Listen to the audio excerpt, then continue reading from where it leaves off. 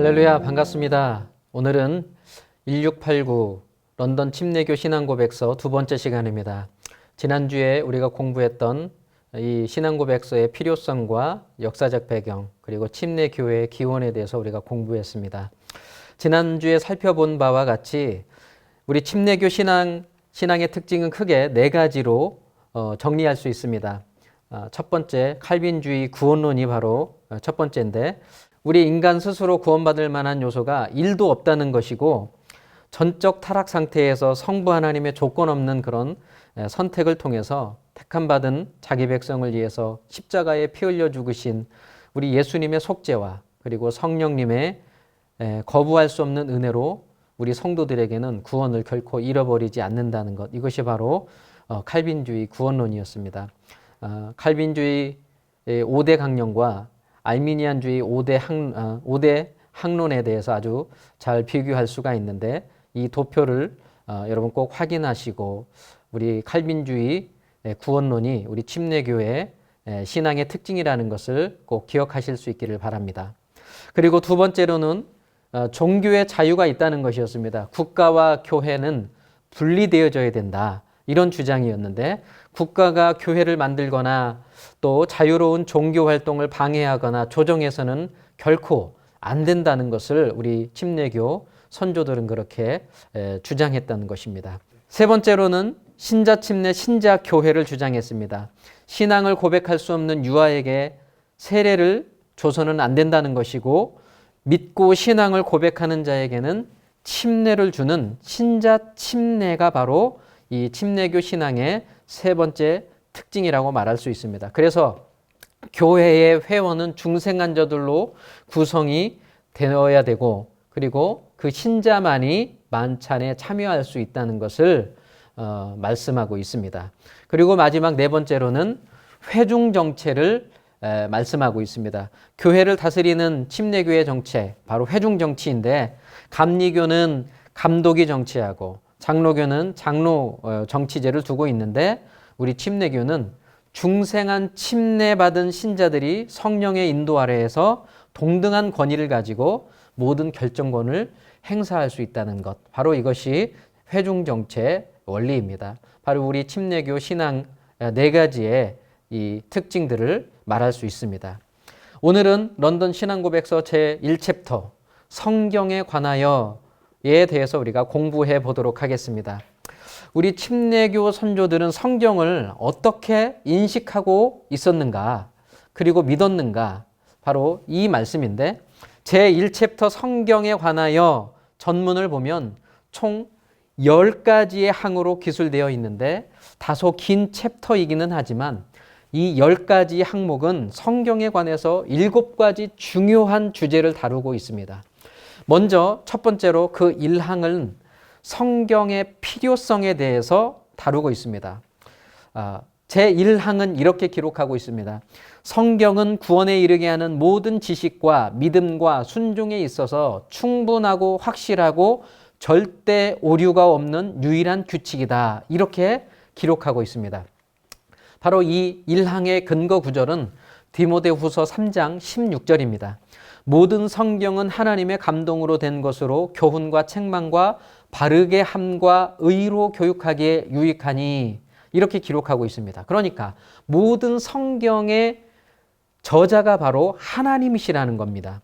성경은 하나님의 감동으로 기록되었기 때문에 무오하고 무료한 유일한 규칙이라고 그렇게 선포하고 있는 것입니다. 그래서 말씀을 들으면 믿음이 생기고 구원을 얻게 되는 그러한 진리가 바로 여기에 있는 것이죠. 그래서 로마서 10장 17절 말씀에 믿음은 들음에서 나며 들음은 그리스도의 말씀으로 말미암느니라, 이렇게 말씀하고 있습니다. 그러니까 굳건한 믿음을 소유할 수 있는 방법이 바로 이 성경에서 기록하고 제시해주고 있는데, 바로 말씀을 듣고 말씀을 읽고 이렇게 계속해서 끊임없이 이 말씀을 가까이 할 때 믿음이 주어지고 자라게 되고 굳건하게 된다, 이런 말씀을 지금 알 수가 있는 것입니다. 제가 청년들이나 또 청소년들 이렇게 지도하다 보면서 항상 이런 질문들을 합니다. 목사님, 저는 믿음이 좀 굳건해졌으면 좋겠어요. 강건한 믿음이 좀 있었으면 좋겠어요. 그렇게 질문을 합니다. 그러면 저는 말하죠. 하나님의 말씀을 가까이 하고 정기적으로 읽고 말씀을 연구해라. 그러면 믿음이 굳건해지고 믿음이 자란다. 그런데 이 청년들이 또 자라지 않는 겁니다. 그러니까 성경에 제시된 믿음이 굳건해질 만한 방법과 길을 제시해주고 있는데 그걸 가까이 하지 않는다는 것을 알 수가 있죠. 우리 성도 여러분, 이 강의를 들으시는 우리 모든 믿음의 권속들 모두는 하나님 말씀을 가까이 해서 믿음이 굳건해지고 믿음이 더욱 강건해지는 그러한 은혜를 누리실 수 있기를 축복합니다. 우리 믿음의 침례교 선조들이 바로 이 성경을 하나님의 말씀으로 믿었고 신앙의 최고의 권위로 삼고 신앙생활을 했다는 것을 알 수가 있습니다. 이 사실은 굉장히 중요한데 바로 찬란했던 유럽 교회가 무너졌던 원인을 살펴보면 가장 중요한 원인이 뭐냐면 바로 성경의 권위를 떨어뜨렸기 때문에 그렇습니다. 하나님 말씀을 취사 선택해서 이 말씀은 믿을만 하니까 그래 믿고 이 말씀은 믿어지지 않으니까 제외하고 특히 기적 같은 것 이런 부분들은 믿지 않고 그렇게 취사 선택으로 이렇게 믿었다는 겁니다. 그래서 그런 나머지 성경의 권위가 무너지게 되니까 거기에 따른 그 결과로 교회마저도 무너지게 되는 원인이 바로 이 성경의 권위와 연결되어져 있다는 것을 우리는 알 수 있습니다. 그런데 우리 침례교회 선조들은 철저하게 이 성경을 하나님 말씀으로 무오하신 하나님의 말씀으로 믿었다는 것입니다. 그러면 우리 인간에게 성경이 왜 필요한가? 우리 인간에게는 바로 치명적인 문제를 가지고 있는데 바로 죄의 문제를 가지고 있다는 것입니다. 이 죄의 문제를 해결하지 않고서는 영원한 지옥의 멸망으로부터 벗어날 수 없다는 데에 바로 그 문제가 있다는 것입니다. 그렇기 때문에 죄의 문제를 해결함과 동시에 구원을 위해서는 바로 이 특별 계시인 성경이 인간에게 반드시 필요하다는 것입니다. 그래서 하나님께서 이 성경을 우리 인간에게 주셨다는 것이죠. 물론 특별 계시인 성경을 주셨을 뿐만 아니라 그 이전에 일반 계시도 주셨습니다. 일반 계시, 바로 창조를 통한 자연 세계와 피조물을 통하여 하나님을 알아갈 수 있도록 그렇게 계시해 주셨다는 겁니다. 시편 19편 1절 4절 말씀은 이렇게 기록하고 있습니다. 하늘이 하나님의 영광을 선포하고 궁창이 그의 손으로 하신 일을 나타내는도다. 날은 날에게 말하고 밤은 밤에게 지식을 전하니 언어도 없고 말씀도 없으며 들리는 소리도 없으나 그의 소리가 온 땅에 통하고 그의 말씀이 세상 끝까지 이르도다. 자연 세계를 통해서 하나님의 손길과 하나님의 그 일하심을 알 수 있도록 그렇게 계시해 주셨다는 것이죠. 그리고 그것을 통해서 사람들이 핑계치 못하도록 하셨다고 로마서 1장 19절 20절은 기록하고 있습니다. 이는 하나님을 알만한 것이 그들 속에 보임이라. 하나님께서 이를 그들에게 보이셨느니라. 창세로부터 그의 보이지 아니하는 것들 곧 그의 영원하신 능력과 신성이 그가 만드신 만물에 분명히 보여 알려졌나니 그러므로 그들이 핑계하지 못할지니라. 만물을 만드시고 하나님을 알 수 있도록 피조 세계에 하나님의 손길을 담아 놓으셨다는 것입니다. 그러나 그것만으로는 구원에 필요한 지식을 얻기에는 충분하지 못하기 때문에 구원에 필요한 지식을 바로 이 특별 계시인 성경을 문서화해서 오늘날 우리에게 완성해 주셔서 우리에게 허락해 주셨다는 것입니다. 그렇기 때문에 구원에 이르게 하는 모든 지식과 믿음과 순종을 위해서는 성경이 반드시 우리에게 필요하다라는 것입니다. 그래서 디모데후서 3장 15절도 또 어려서부터 성경을 알았나니 성경은 능히 너로 하여금 그리스도 예수 안에 있는 믿음으로 말미암아 구원에 이르는 지혜가 있게 하느니라. 성경이야말로 구원에 이르게 하는 유일한 길이라는 것을 말씀해 주고 있습니다. 여러분도 한번 생각해 보세요. 여러분 중에 구원받은 그 시작이 어디에서부터 시작되었습니까? 여러분 중에 혹시 TV나 정부에서 뭐 알려줘서, 학교에서 알려줘서 예수 믿어 구원받았습니까? 그런 사람 아무도 없을 것입니다. 바로 성경을 통해서 하나님의 말씀이 선포되는 곳에서 그 말씀을 듣고 우리가 예수님을 알게 되고 구원의 길을 들어서게 된 것이죠. 바로 성경을 통해서 하나님의 구원과 뜻을 다 계시하셨기 때문에 이제는 별도의 특별 계시가 더 이상 필요하지 않다는 것입니다. 성경 66권을 통해서 구원에 필요한 모든 계시를 완성하셨기 때문에 그 어떤 것도 이제는 여기에 더하거나 빼거나 그렇게 해서는 안 된다는 것입니다. 그러므로 이제는 별도의 특별 계시가 아니라 완성된 특별 계시인 성경을 통해서 구원을 얻게 되고 하나님을 더욱 깊이 알아갈 수 있다는 사실을 우리는 믿음의 선조들의 고백을 통해서도 알 수 있고 우리의 신앙의 체험을 통해서도 알 수가 있게 되는 것입니다. 그러면 두 번째, 이항과 사망은 성경의 범위에 대해서 다루고 있습니다. 성경의 범위. 특별히 성경의 범위, 정경에 대해서 우리가 살펴보겠는데 성령의 감동으로 쓰여진 구약 39권, 신약 27권, 도합 총 66권만을 하나님의 말씀으로 인정한다는 것입니다. 이것을 정경이라고 이렇게 말하고 있습니다. 이 구약 성경 39권이 확정된 것은 언제 확정되었느냐면 AD 90년경, AD 90년경 얌니아 회의에서 결정이 되었고 신약 성경이 27권으로 결정된 것은 AD 397년에 카르타고에서 열린 교회 회의에서 최종적으로 확정이 되었습니다. 그래서 오늘날 우리 이 성경 66권이 확정되어서 오늘날에 이르게 되었던 것이죠.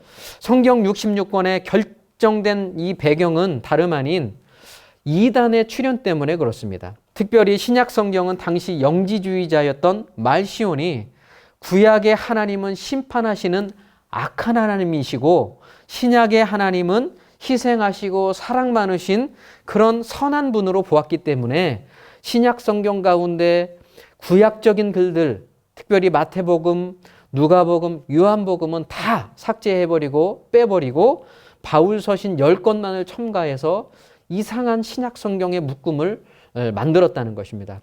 이에 대해서 정통교회는 심각한 도전을 받게 되었고 그래서 하나님의 무오하고 오류 없는 하나님의 말씀을 확정시킬 필요성을 느끼게 되어서 앞서 말씀드렸던 그런 최종적으로 종교회의를 통해서 하나님의 말씀을 66권을 확정시켰던 것입니다. 이 성경 외에 더불어서 외경과 또한 위경이 있습니다.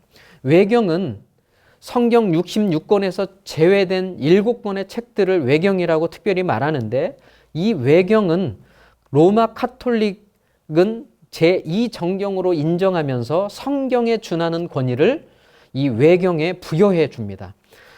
바로 로마 카톨릭의 이 불건전한 교리가 여기에서 나오게 되었던 것입니다.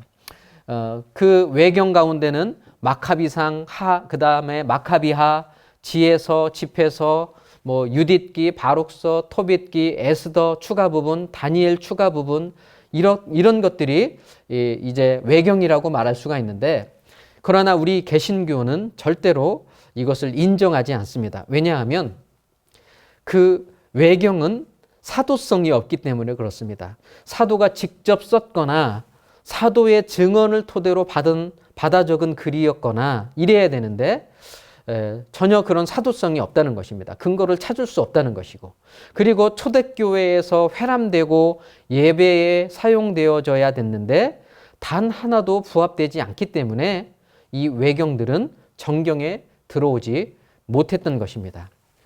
여기에 더불어서 또 위경이 있습니다. 위경은 구약 성서의 마지막 책인 말라기와 신약 성경의 첫 번째 책인 마태복음 사이를 신구약 중간기라고 말하는데 약 400년을 이 기간으로 봅니다. 이 중간 시대에 특기할 만한 일은 뭐냐면 디아스포라 유대인들이 이 기간 동안 엄청난 분량의 종교적인 문헌들을 양산해낸 그런 시기였습니다. 이 위경은 그래서 이 중간기 때 저작된 엄청난 분량의 종교적인 문헌들을 통틀어서 위경이다 이렇게 부르고 있다는 것이죠. 그래서 이 위경은 로마 카톨릭에서조차도 이단적 요소가 많이 들어있다고 해서 경전으로 인정받지 못하고 있습니다. 바로 마리아 복음서, 베드로 복음서 등을 가리키고 있는데 바로 정경, 외경, 위경 이렇게 성경의 범위를 둘 수 있는데 우리 침례교 신앙 고백서 그리고 우리 개신교들은 바로 정경, 신약 27권, 구약 39권, 도합 66권만을 무호하신 그리고 무료함는 그런 성경을 정경으로 인정하고 오늘에까지 이르게 되었던 것입니다. 그리고 이어서 세 번째 4번항과 5번항은 성경의 권위성에 대해서 말씀하고 있습니다. 성경을 무한 하나님 말씀으로 믿는 그 권위성이 어디에서 오는가라고 하는 항목입니다. 왜 성경이 권위 있는 책인가? 성경의 저자가 하나님이시며 성경 자체가 하나님의 말씀이기 때문에 거기에서부터 성경의 권위가 온다는 것이죠. 바로 성경이 하나님의 말씀이라는 고전적인 성경의 5구절을 들 수가 있는데 디모데후서 3장 16절 모든 성경은 하나님의 감동으로 된 것으로 교훈과 책망과 바르게 함과 의로 교육하기에 유익하니 베드로후서 1장 21절 예언은 언제든지 사람의 뜻으로 낸 것이 아니요 오직 성령의 감동하심을 받은 사람들이 하나님께 받아 말한 것임이라. 마태복음 5장 18절 진실로 너희에게 이르노니 천지가 없어지기 전에는 율법의 1.1획도 결코 없어지지 아니하고 다 이루리라. 요한복음 10장 35절 성경은 패하지 못하나니 하나님의 말씀을 받은 사람들을 신이라 하셨거든. 마태복음 4장 4절 예수께서 대답하여 이르시되 기록되었으되 사람이 떡으로만 살 것이 아니요 하나님의 입으로부터 나오는 모든 말씀으로 살 것이라 하였느니라 하시니. 이렇게 5가지의 고전적인 구절을 통하여 성경이 하나님의 말씀이라는 것을 지금 기록해 주고 있습니다. 그런데요, 사실 성경이 하나님의 말씀이라는 것은 한 구절만으로도 사실은 충분합니다. 그런데 이렇게 많은 구절이 하나님의 말씀임을 증언하고 있다는 것은 성경이 하나님의 말씀이라는 것을 더욱 분명하게 증언하고 있다는 것을 대변해주고 있는 구절이라는 것입니다. 그 다음에 우리의 성경이 하나님의 말씀이며 권위 있는 책이라는 것을 어떻게 알 수 있나? 3가지의 증거가 있습니다. 첫 번째로 외적인 증거. 하나님의 백성들은 역사적으로 성경에 대하여 최고의 경의를 표하고 권위성을 인정해 왔습니다. 그래서 지금도 성경은 베스트셀러이고 가장 많이 읽히고 사랑받는 것이 바로 이 성경이라는 것이죠. 성경의 신비로운 것은 참 보고 또 봐도 어제 봤던 것보다 오늘 새롭고 오늘 봤던 것보다 또 내일 봤을 때 더 새로운, 더 깊고 더 그 영적인 깊이가 새로워진다는 것을 우리는 알 수 있다는 것입니다. 여러분 우리 피영민 목사님이 지금 이 제2차 런던 신앙고백서를 기록하셨는데 늘 하셨던 말씀이 있죠. 영화나 드라마나 소설책은 한 번 보면 절대 더 이상 보고 싶지 않다는 마음이 들 정도로 그랬는데 그러나 성경은 하나님의 말씀은 보고 또 봐도 매일 새롭고 매일 또 그 깊이가 다르고 이것이 바로 이 하나님의 신비로운 영역이라는 것입니다. 그래서 그런 찬송이 있죠. 평생에 듣던 말씀 주 예수 크신 사랑 또 들려주시오. 이 찬송의 고백과 같이 하나님 말씀은 내가 어제 들었다고 그것으로서 모든 것을 다 이룬 것이 아니라 오늘 또 들어야 되고 내일 또 들어야 되고 같은 말씀이어도 어제 보았던 말씀이 오늘 또 보면 또 새로워지고 이것이 바로 성경의 놀라운 이 하나님의 그 권위와 또 능력이 있는 말씀이라는 것을 알 수가 있는 것입니다. 두 번째로 또 성경의 내적인 증거가 있습니다. 바로 성경 내용의 신성함, 교리의 실현성, 문체와 장엄성, 또 내용의 일관성, 주제의 포괄성, 구원을 위한 계시성, 비교할 수 없는 탁월성 등인데 이것들은 다 성경이 하나님의 말씀이라는 것을 스스로 증거하고 있는 것이죠. 여러분 지금 이 성경이 약 1600년 동안 40여 명의 성경의 기자들을 통하여 다양한 직업을 가진 성경의 기자들을 통해서 시대를 거쳐서 완성되어졌는데 더 놀라운 것은 다양한 기자들, 직업을 가지고 있던 기자들 또 1600년의 세대를 거쳐서 기록되었는데 그 주제를 보면 한 가지의 주제를 일관성 있게 기록해주고 있다는 것을 알 수가 있다는 것입니다. 또 세 번째, 성도 안에서 역사하시는 성령의 내적 증거가 바로 그것입니다. 이것이 바로 가장 강력한 증거인데 신자는 내주하시는 성령께서 성경이 하나님의 말씀이라는 요동치 않는 그런 확신을 주신다는 것입니다. 그러니까 성경을 읽다가 하나님을 만나는 사람이 얼마나 많습니까? 하나님을 만나게 되고 심지어 감옥에서 옆 사람이 성경을 읽어달라고 이야기했을 때 전혀 믿지 않는 사람이 그것을 반복해서 읽다가 그 읽는 사람이 읽어주다가 하나님을 만나고 이런 간증의 고백들을 참 많이 듣게 되는데 바로 생명의 말씀, 사람을 사망에서 생명으로 옮기는 그 능력의 말씀, 바로 말씀 가운데 우리 말씀 가운데 담겨져 있는 그 생명의 말씀이라는 것을 우리는 또 알 수가 있습니다. 그러므로 성경은 모든 인간에게 구속력이 있고 모든 인간은 성경의 권위에 순종해야 된다는 것입니다. 자, 다음 네 번째, 이제 6항은 성경의 충분성에 대해서 다루고 있습니다. 성경의 충분성. 그러니까 성경의 충분성이란 성경 안에 인간이 알아야 될 모든 지식이 다 들어있다는 것이 아니라 사람이 어떻게 구원을 얻고 무엇을 믿어야 구원을 얻고 또 영생을 얻을 수 있는가 이에 대한 질문에 충분한 답을 얻을 수 있다는 그 충분성을 말하고 있는 것입니다. 그래서 성경은 유일 충분성을 갖고 있기 때문에 구원 목적을 위해서는 성경만이 유일한 답을 가지고 있다는 것. 그래서 구원을 얻기 위해서는 성경을 읽어야 된다는 것입니다. 성경에서 찾아야 된다는 것입니다. 로마 카톨릭 교회처럼 성경 이외에 어떤 전통을 첨가하거나 신령주의자들처럼 신비하게 어떤 별도의 다른 계시가 있어야 첨가되어야 구원을 얻는다. 이런 것들이 아니라는 것입니다. 성경 하나로 충분하다는 것입니다. 디모데후서 3장 15절부터 17절까지 또 어려서부터 성경을 알았나니 성경은 능히 너로 하여금 그리스도 예수 안에 있는 믿음으로 말미암아 구원에 이르는 지혜가 있게 하느니라. 모든 성경은 하나님의 감동으로 된 것으로 교훈과 책망과 바르게 함과 의로 교육하기에 유익하니 이는 하나님의 사람으로 온전하게 하며 모든 선한 일을 행할 능력을 갖추게 하려 함이라. 여러분, 사람은 어릴 때는 부모님이 양육하고 또 학생 때는 선생님에게 지도를 받고 대학 때는 교수님에게 또 배움을 얻고 성인은 또 인생의 멘토에게 삶의 조언을 구하기도 합니다. 그러다가 더 이상 어떤 조언을 구할 수 없는 그런 위치에 올랐을 때 그때는 어떻게 해야 될까요? 그때 어떤 중요한 결정, 삶의 중요한 결정을 내릴 때 우리는 누구에게 의지해야 될까요?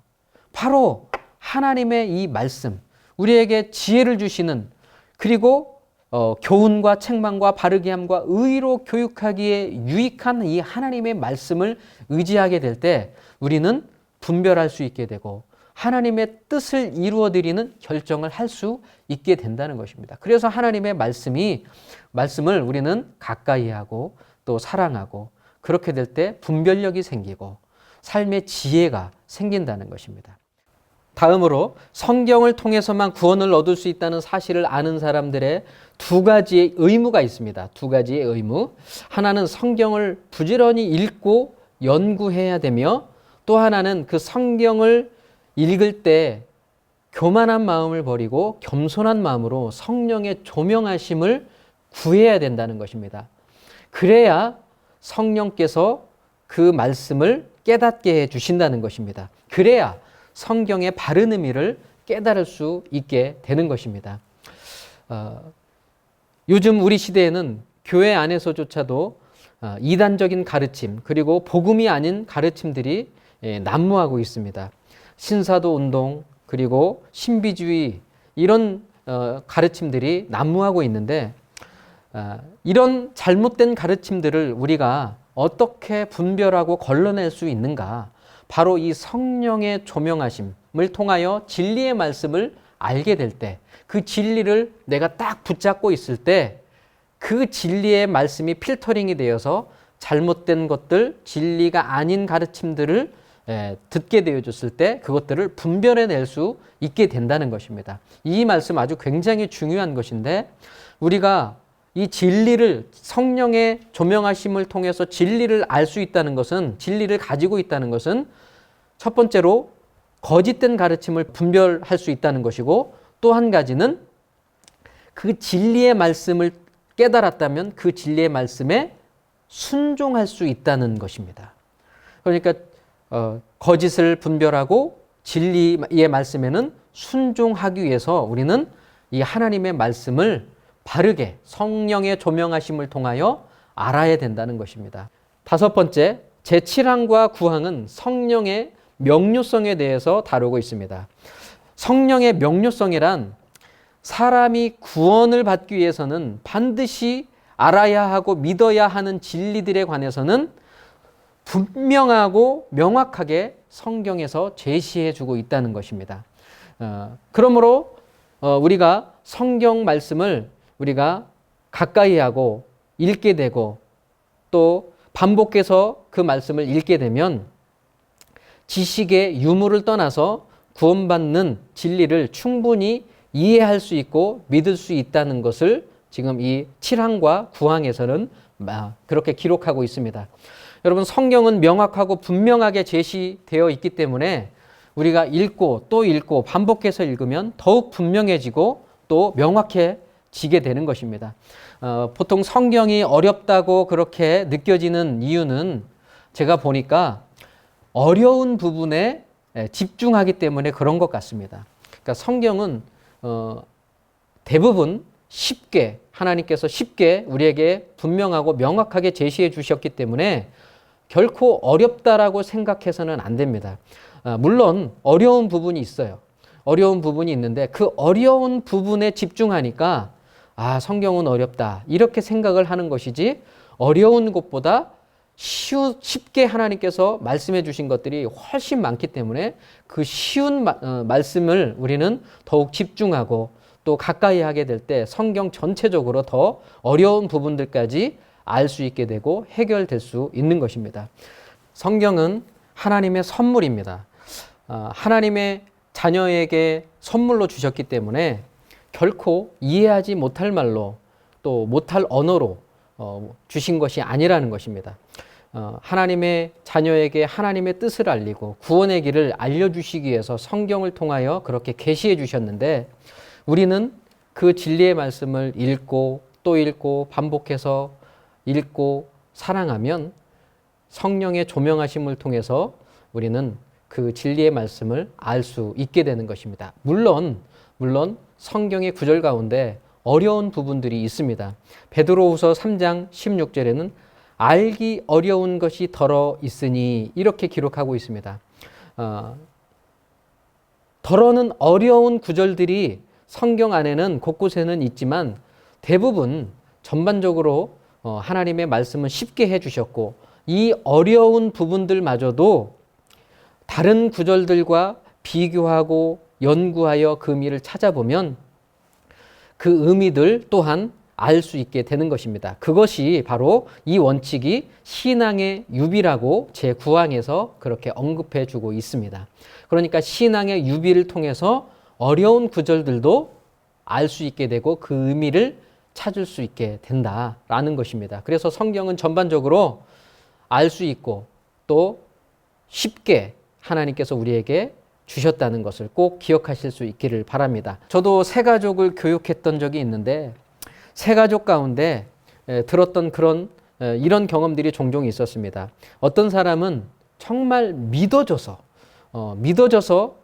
하나님의 말씀이 믿어져서 신앙생활을 하고 또 그 신앙이 점점 깊어져 간다라고 하는 그런 고백을 들었고 또 보아왔는데, 어떤 사람은 도저히 믿어지지 않아서 믿을 수 없다라고 그렇게 말하고 떠나갔던 사람도 있었습니다. 그러니까 하나님의 말씀은 우리 주님의 백성들에게는 쉽게 주어졌지만 하나님의 백성이 아닌 자들에게는 아무리 쉽게 주어져서도 그것을 읽어도 무슨 말인지 못 알아듣는 그러한 효과가 바로 성경 신비의 영역이라는 것입니다.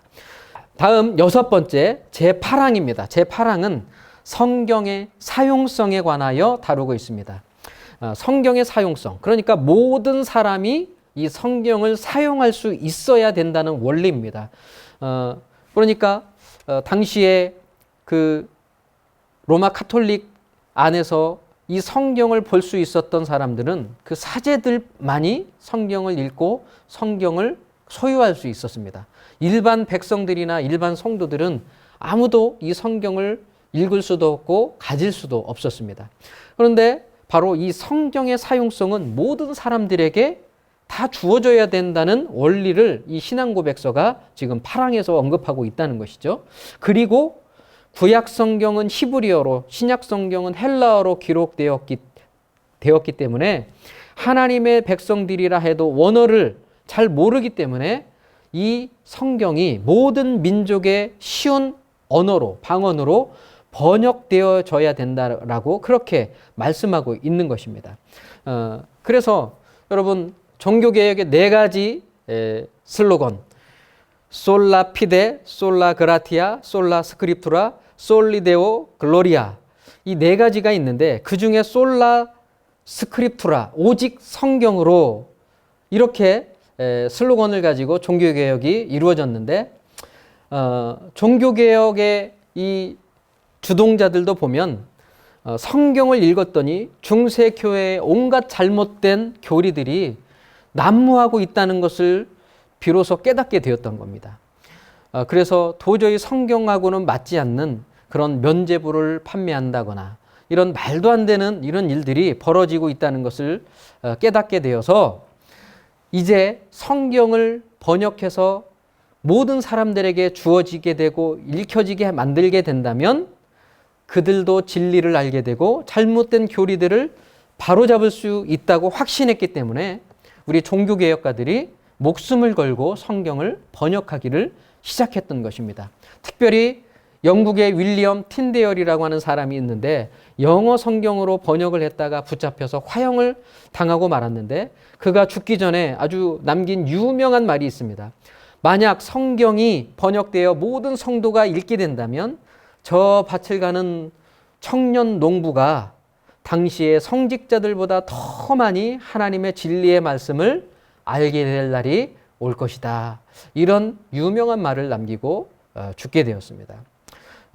바로 이 성경의 번역, 이 성경을 번역해서 모든 사람들이 함께 읽혀지고 함께 그것을 사랑하게 될 때 진리의 말씀이 알게 되고 구원의 길로 들어가게 된다. 이것을 종교개혁가들이 알게 되어졌다는 것입니다. 바로 종교개혁가들과 더불어서 우리 침례교 신앙 고백서를 통하여 우리의 선조들이 바로 같은 그런 관점에 가지고 있다는 것을 알 수가 있는 것입니다.